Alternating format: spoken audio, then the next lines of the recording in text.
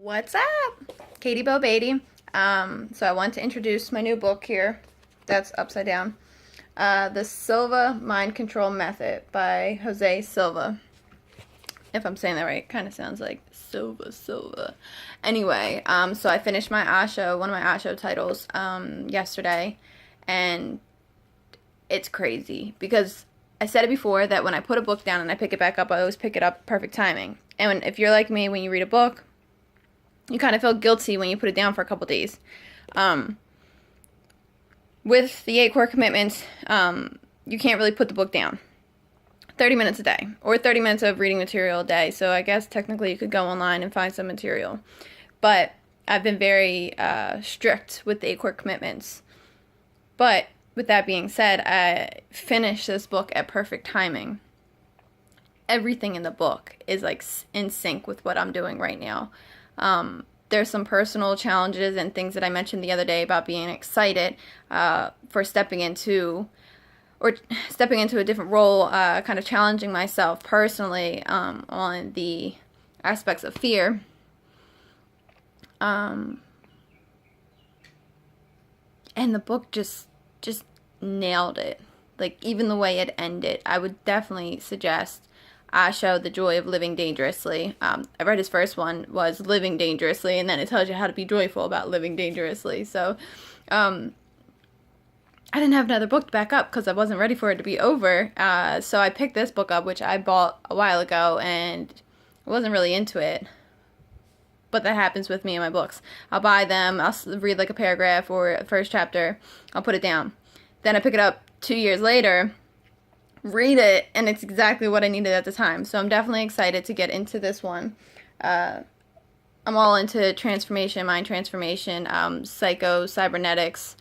Osho's was a little bit more spiritual, but it definitely teaches you that your mind's programmed, but what you were raised around, and that you can just redo it, rewire it, unwire it, rewire it.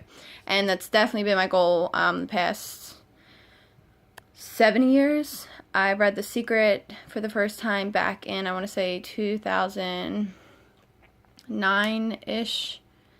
I know I started that one, I put it down, picked it back up, and then as soon as I finished reading it, I reread it again within like a week. So that's definitely how I feel about a lot of the material that I read, is that I'll read it, I'll hear it, but then once I'm more, I guess, subconsciously aware, like, I'll read it again, if that makes sense. So I know a lot of people out there like to read, but they get stuck and they don't read anymore. But if you find the right material, you'll just be hungry. It's like a craving. I mean, people like chocolate, coffee. Reading to me is like a craving. So the fact that the 8 core commitments implement reading 30 minutes a day as mandatory kind of gives me that extra oomph, that extra boost to go ahead and get it done, because I know to be successful, reading is a necessity. So I painted today. I don't know if you could really tell, but I painted. I'm helping my stepdad fix up this rental, which is actually being rented out to one of my best friends, one of my coworkers. So it's kind of cool. I painted her bathroom, and I know when she's in there, I can be like, hey, I painted your bathroom. But the key thing is that while I was painting, sorry, probably would have been better if I spit this gum out, but while I was painting, I think I was there from 2 to like 6:30. I had the inner circle playing constantly, and I'm thinking, Jerry, which is my stepdad's brother, they're listening, they're probably like, what the hell